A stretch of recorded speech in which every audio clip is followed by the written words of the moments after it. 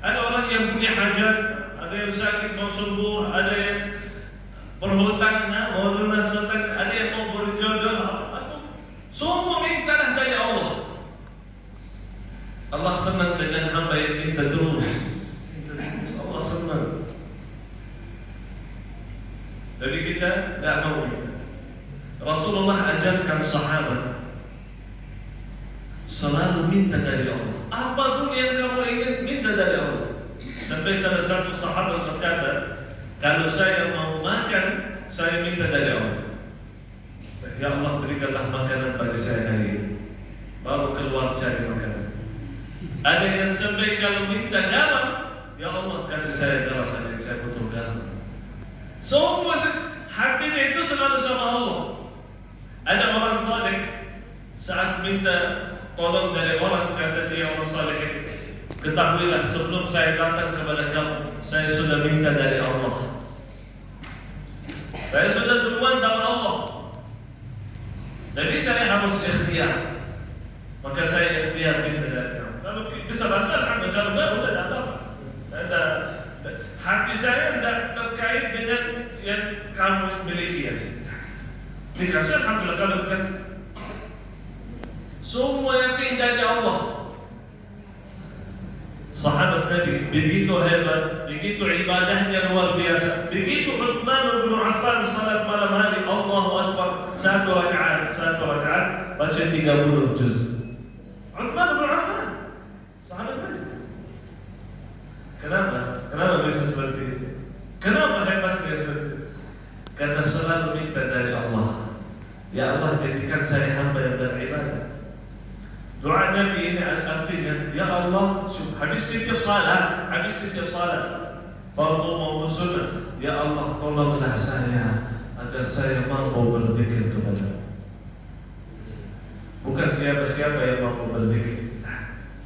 Banyak orang tak mampu berzikir. Mau zikir sebentar, malas. Mau baca Quran, ngantuk, langsung. Tapi kalau ngobrol, tak bisa. Kalau main HP, berjam-jam jangan ditanya waktu berapa. Tapi kalau baca Quran, kalau zikir, tak mampu. Kenapa? Karena tidak minta pertolongan Allah. Jangan pernah bilang saya bisa, tapi selalu bilang ada Allah. Nabi, janganlah kita.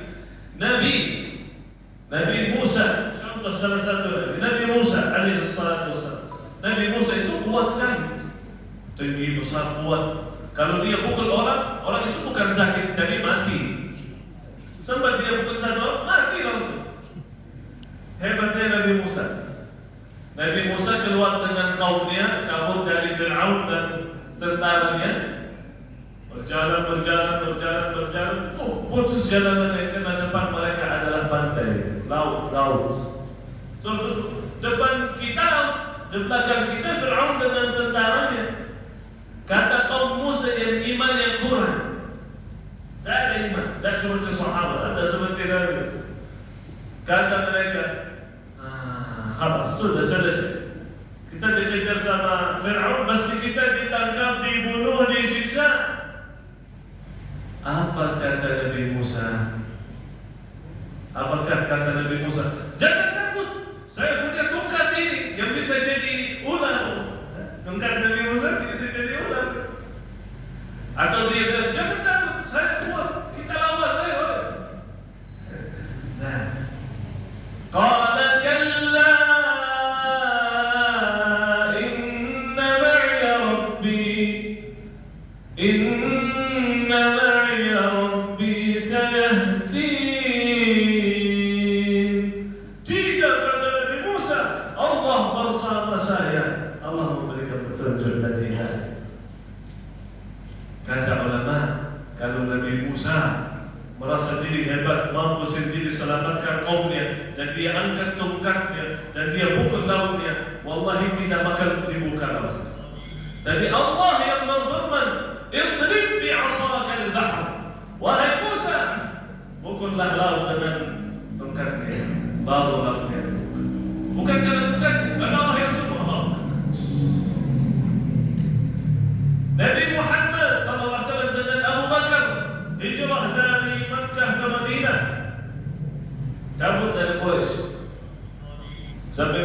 salah satu gua.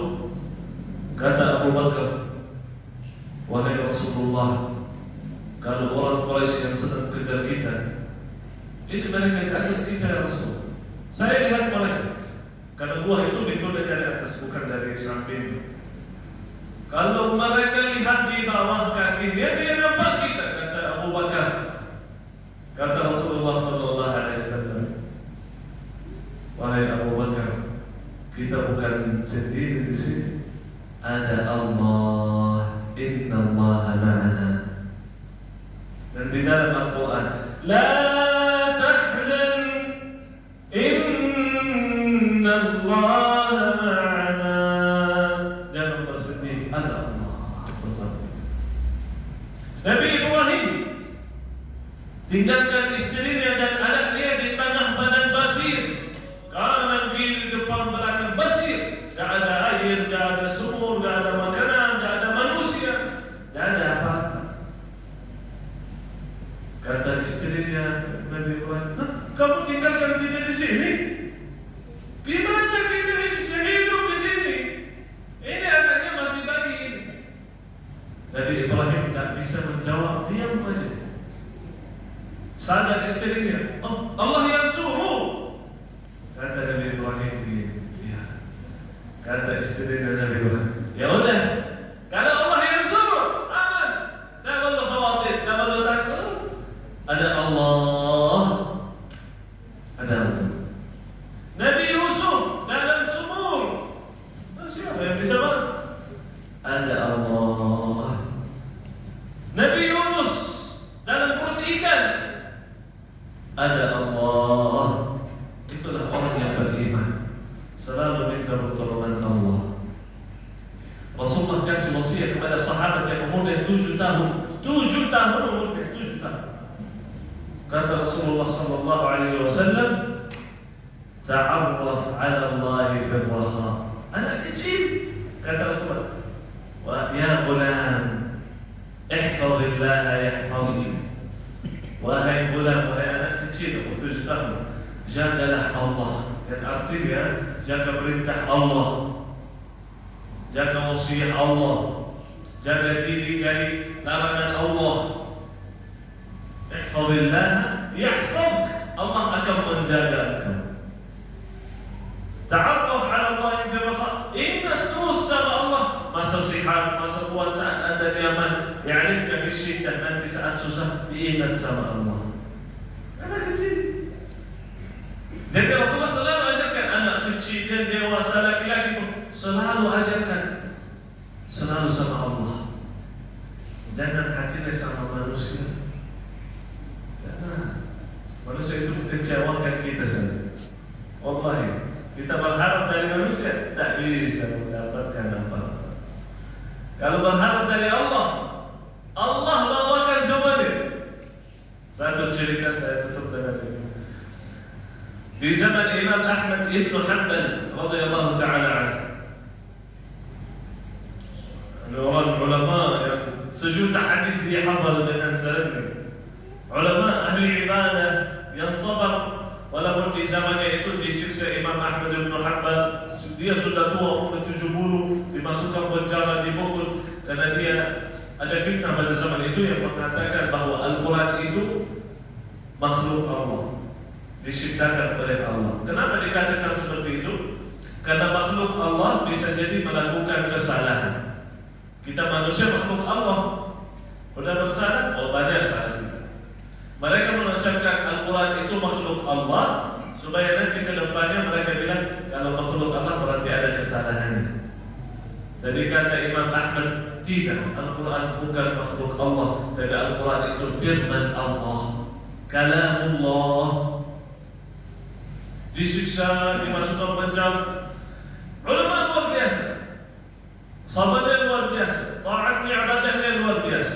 Salah satu hari perjalanan jauh,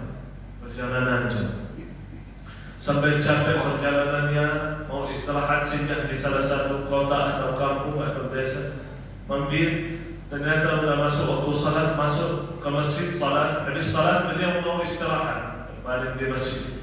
Datang pengurus masjid, Pak, kenapa tidur di sini? Tak boleh tidur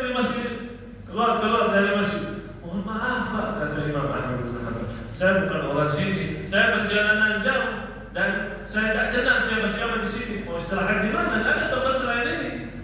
Kata Pak Mas, bukan urusan saya.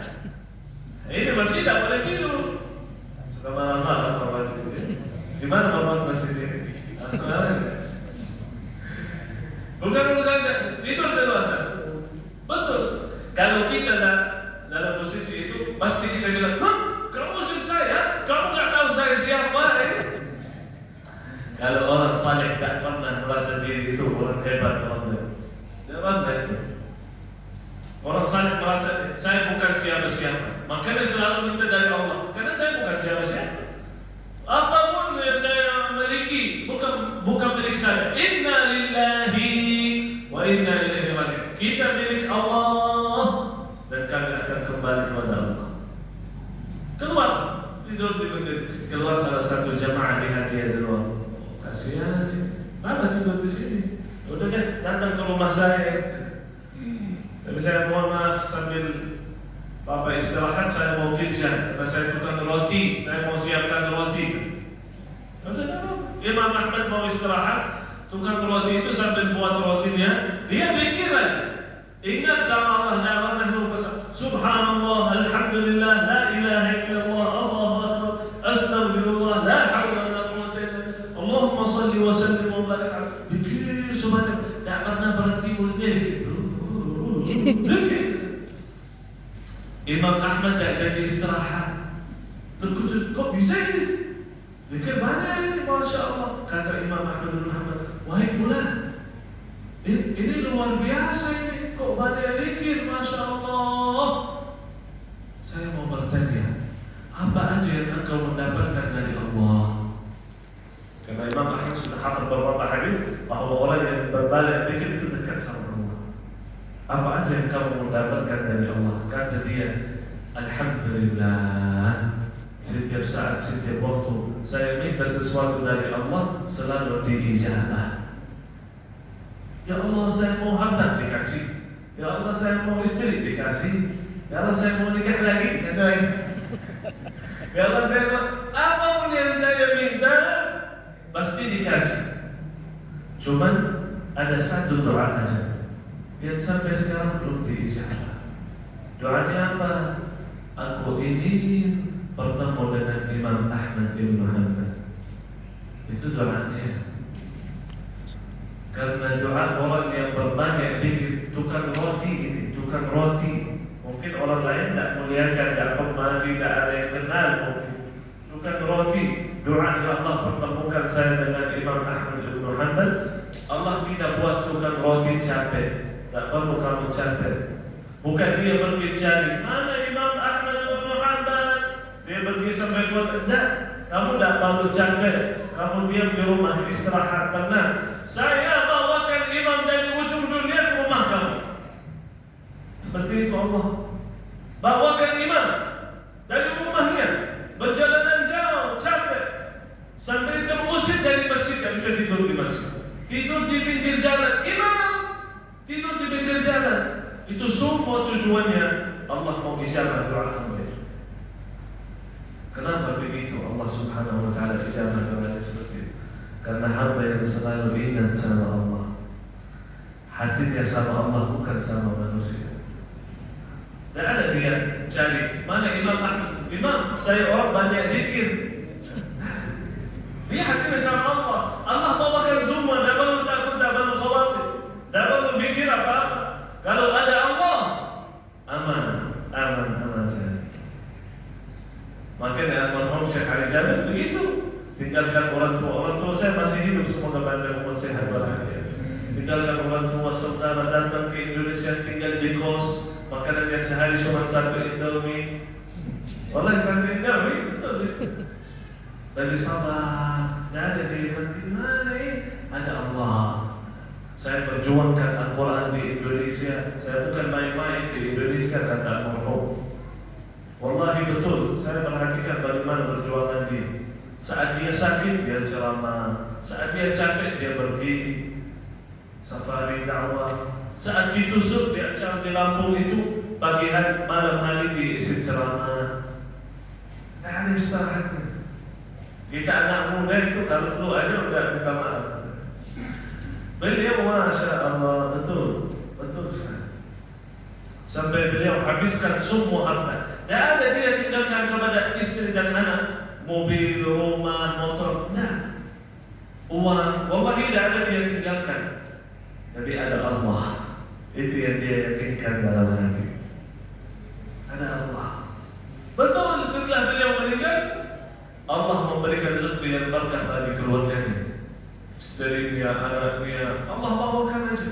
Dari mana datang rezeki? Ada orang bayarin kontrakan rumahnya, ada orang kasih mobil dia dapat. Semua Allah bawakan. Adiknya Allah mudahkan semua. Bahkan saya yakin, ya, alhamdulillah di mana-mana dimuliakan kalau dengar bahwasanya aku adik manusia. Sakit dia dekat sama Allah, keluarganya semua dimuliakan oleh Allah. Orang tuanya dimuliakan, adiknya dimuliakan. Alhamdulillah. Itu orang kalau sudah dekat sama Allah. Mudah-mudahan beliau insyaAllah ditambahkan sangat tinggi di sisi Allah. Dan mudah-mudahan kita adik-adik beliau semoga ikhlas dan mampu insyaAllah melanjutkan cita-cita beliau, supaya kita sama-sama mendapatkan keyakinan dalam hati bahwasanya semuanya ini milik Allah dan akan kembali kepada Allah. Kalau ada Quran dalam hati, bisa yakinkan itu. Kalau kita jauh dari Quran, Islam kita tak sempurna, tak baik. Karena Allah berfirman, "Faman ittaba'a hudaya fala yadhillu wa la yashqa." Yang menjadikan Quran petunjuk. Quran adalah petunjuk. Quran adalah pedoman kehidupan. Kata Allah, maka dia tak akan sesat. Dan mudah-mudahan kita sama-sama menjadi ahlul Quran yang mampu berbanyak membaca Al-Quran. Allahumma a'inni ala zikrika. Ya Allah, tolonglah saya agar mampu berbanyak baca Quran, berbanyak zikir, wa syukrika, dan berbanyak syukur. Alhamdulillah, alhamdulillah, alhamdulillah. Wa ala husni ibadatik, dan beribadah yang terbaik kepada Allah. Jangan sembarangan ibadah. Ada orang salat tidak diterima salat, ada orang puasa tidak diterima puasanya, ada orang umrah tidak diterima umrahnya, ada orang sedekah tidak diterima sedekahnya. Maka kita selalu berharap, ya Allah, jadikan ibadah kita yang terbaik agar diterima di sisi Allah. Amin ya rabbal alamin. Itu saja yang saya bisa sampaikan. Allahumma inna nas'aluka ilman nafi'an. Ya Allah, kita memohon mendapatkan ilmu yang bermanfaat. Allahumma inna na'udzubika min ilmin la yanfa'. Ya Allah, kita berlindung kepada Engkau dari ilmu yang tidak bermanfaat. Amin ya rabbal alamin. Wabillahi taufiq wal hidayah. Subhanallah wa bihamdihi, asyhadu an la ilaha illa anta, astaghfiruka wa atubu ilaik. Assalamualaikum warahmatullahi wabarakatuh. Waalaikumsalam warahmatullahi wabarakatuh. Jazakumullah khairan katsiran Syekh Anas Jabir. Bapak sekalian, seperti kebiasaan almarhum Syekh Anas Jabir, setiap kali beliau selesai tausiah, beliau bagi-bagi hadiah untuk yang satu hati, satu tujuan, untuk bersama-sama mensukseskan program mencetak 1 juta penghafal Al-Quran. Bapak sekalian, malam ini Syekh Anas Jabir sudah menyiapkan hadiah istimewa untuk yang satu tujuan, satu hati, untuk bersama-sama mencetak 1 juta penghafal Al-Quran.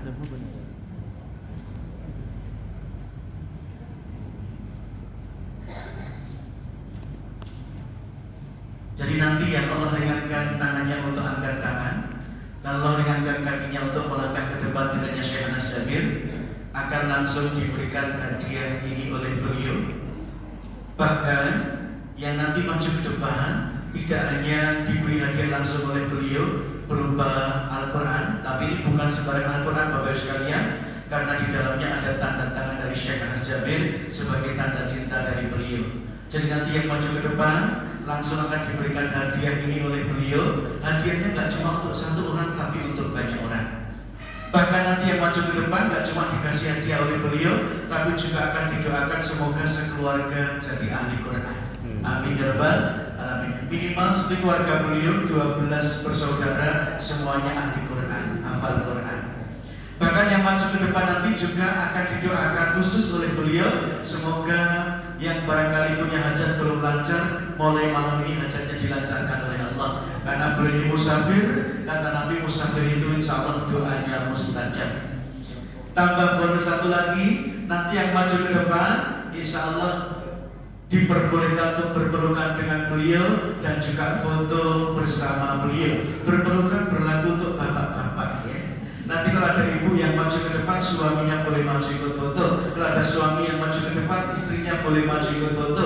Yang tak boleh tentu istri orang lain. Bapak Ibu, apa syarat untuk dapat hadiah istimewa, doa istimewa, dan juga foto sekeluarga bersama Syekh Anas Jabir? Syaratnya cuma satu, Bapak Ibu sekalian. Mumpung malam ini masih hidup semuanya, alhamdulillah. Mumpung malam ini belum syakaratul maut, masih aman semuanya. Sebab Allah ingatkan dalam surat Al-Munafikun ayat 10 tentang orang yang terlanjur syakaratul maut, nangis, minta diperpanjang nyawanya sebentar, ternyata hanya pengen sedekah dan pengen jadi orang baik. Rabbi, laula akhartani ila ajalin qarib fa asaddaqu wa akun minas shalihin. Ya Rabb, andaikan kau berpanjangnya waktu sebentar saja ya Rabb, aku pengen sedekah dan aku pengen jadi orang baik. Sayangnya di ayat 11 surat Al-Munafikun Allah menjawab, wala yu'akhirullahu nafsan idza jaa ajaluha. Sekali orang sampai ajal gak bisa dimundurkan barang sedikit pun. Pertanyaannya adalah, mengapa orang yang terlanjur syakaratul maut kok minta diperpanjang nyawanya sebentar, kok pengennya sedekah bukan pengen kawin lagi atau yang lainnya? Ternyata para ulama menerangkan, orang itu kalau syakaratul maut, Allah nampakkan pahala dari amal-amalnya. Di antara pahala yang sangat besar dari amalnya adalah dia pernah sedekah di saat masih sehat dan masih hidup. Maka malam ini Syekh Anas Jabir, satu, mencari yang masih hidup. Dua, yang gak pengen menyesal terlanjur syakaratul maut, belum sempat sedekah yang terbaik. Malam ini Syekh Anas Jabir memberikan peluang atas Allah untuk mengajak Bapak Ibu sekalian ikut andil dalam program mencetak 1 juta penghafal Quran yang pernah dicanangkan oleh almarhum Syekh Anas Jabir. Apa wujudnya? Wujudnya adalah kami bersama Syekh Anas Jabir dan juga kakak seadik beliau membangun pesantren tahfidz gratis di berbagai kota di Indonesia. Alhamdulillah saat ini sudah sekitar 12 pesantren tahfidz gratis yang kami bangun atas Allah, dan itu gratis 100% terutama untuk santri yatim dan duafa. Maka guna mewujudkan impian mencetak 1 juta penghafal Quran, kita terus akan bangun pesantren-pesantren tahfidz gratis di berbagai kota di Indonesia. Yang saat ini sudah terbangun ada di Lombok, di Medan, di Jogja, Solo, Bantul, Klaten, Sukoharjo, Boyolali, Cilacap dan lain-lain. Dan semoga dalam waktu dekat di Madura juga kita bangun. Karena kemarin waktu kami safari di Sumeneb, ada jamaah yang insya Allah mewakaf rumah dan juga tanah. Bismillah, malam ini Bapak Ibu sekalian, cukup dengan ikut program infak, boleh ikut infak yang 1 juta. Insya Allah dapat hadiah dari Syekh Anas Quran yang kecil, tapi fungsinya sama. Kemudian yang mau ikut infak 2 juta rupiah, insya Allah dapat Al-Quran yang besar. Dan kabar gembiranya, infak 1 juta atau 2 juta tersebut bisa diangsur selama 6 bulan. Jadi malam ini tak perlu setor uangnya, malam ini cukup setor senyum mumpung masih hidup. Senyum, maju ke depan, ambil hadiah, didoakan jadi ahli Quran, didoakan hajatnya lancar, berpelukan bersama Syekh Anas Jabir, kemudian foto sekeluarga dengan beliau. Setelah itu ayah dan bunda, tolong catatkan nama tertib kita di sini, nama sama nomor WA saja, agar tim kita bisa mengingatkan bahwa Bapak Ibu punya waktu 6 bulan untuk menyetorkan infaknya yang hanya 1 atau 2 juta tersebut. Bismillah, 10 menit dari sekarang Syekh Anas Jabir mencari mujahid-mujahidah yang siap jihad dengan hartanya. Cukup dengan ikut program infak 1 juta boleh, 2 juta boleh, yang bisa dicicil selama 6 bulan. Yang berminat silahkan angkat tangan. 1, alhamdulillah. Masih kita tunggu. 2, alhamdulillah, luar biasa mudah. Yang 3, alhamdulillah. Masih kita tunggu. Silakan 4.